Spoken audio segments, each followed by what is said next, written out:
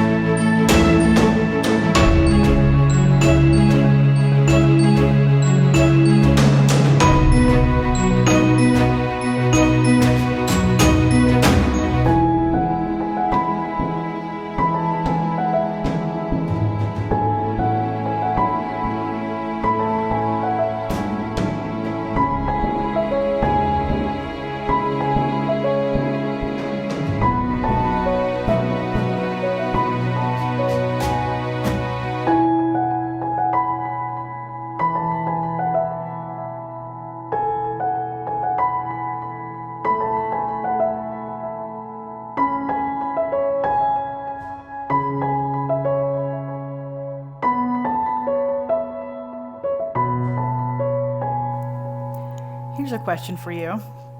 I have a whole pack of this vellum. It came in large sheets, and then on a couple of the sheets they have smaller squares that you can use for smaller, obviously, pieces like this.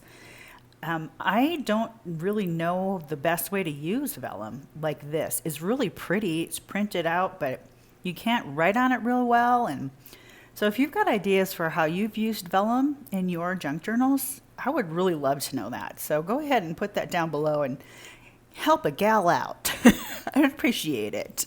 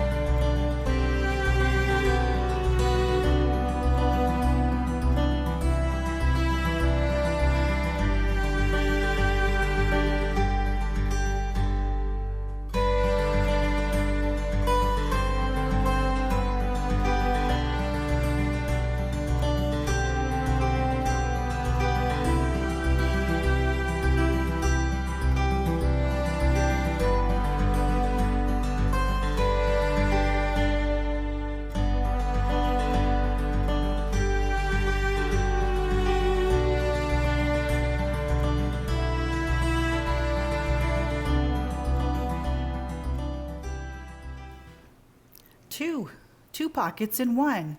How fun. Another envelope on top of an envelope, and an envelope journal turned vintage. That's kind of funny, but I love the double envelope. I think that's fun. I haven't done that in a while, and cool. This particular piece of vintage stuff here, thought about making that a pocket too, but I decided against it. Is, I forget the tutorial who did it, but she did a 12 by 12 piece of paper, and you make a double pocket and 4 tags out of it. And, or was it 2?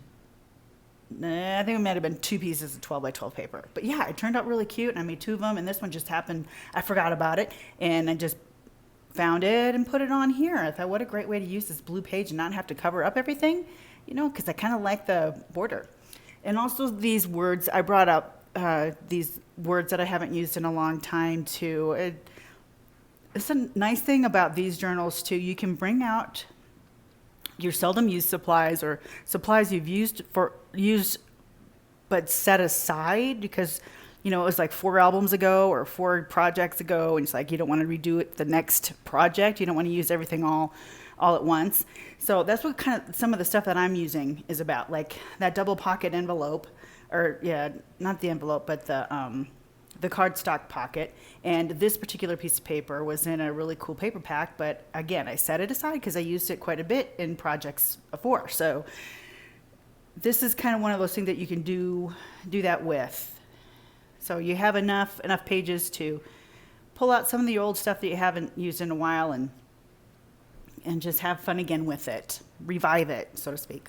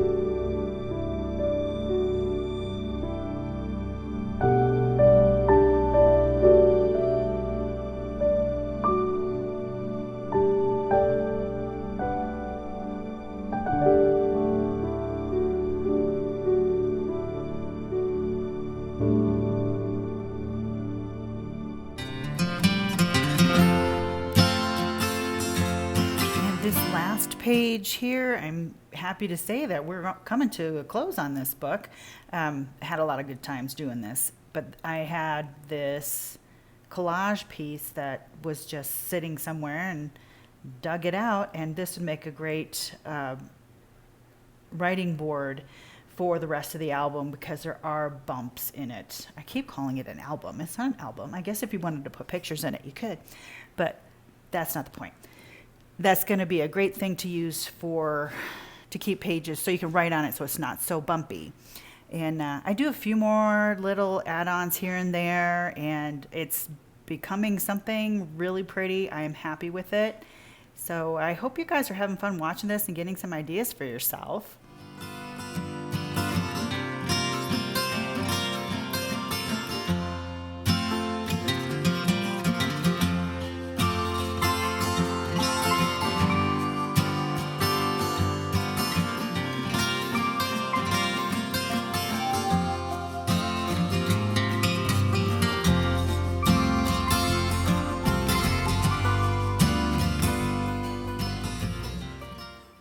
I'm at that point now where I'm adding all the little stuff just to give it more interest. And how about a dangle? So I get out my crop-a-dial and do a nice little hole right up here in the corner.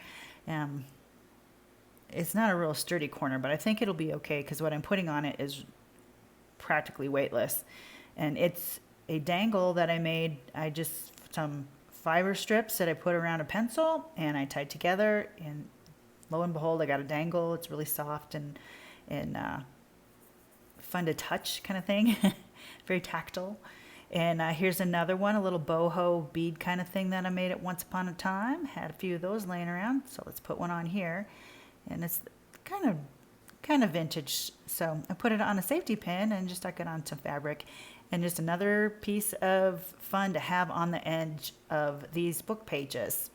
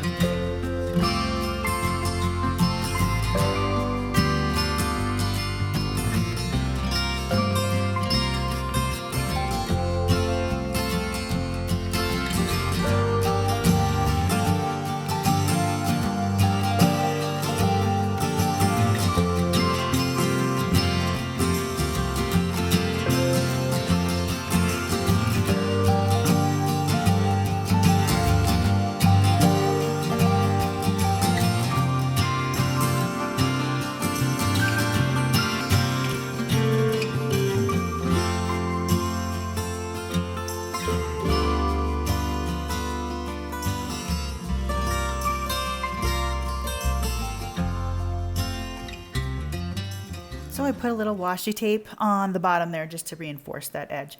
I think I'm done, you guys. This looks fluffy and fun, and here's what we all did together. I hope you guys had some good ideas from some of this. All the pages you can write on, and it's just fun to look at. Here's another something I can tuck in there. Really had a blast doing this, and I hope you guys had fun watching and learned something or got some ideas or something. So let me know in the comments below what to do with vellum paper, and anything else, any questions you have, I'd be happy to answer for you. That's all I got right now. Love you guys. Thanks for coming over here. And as always, friends, God bless. Bye-bye.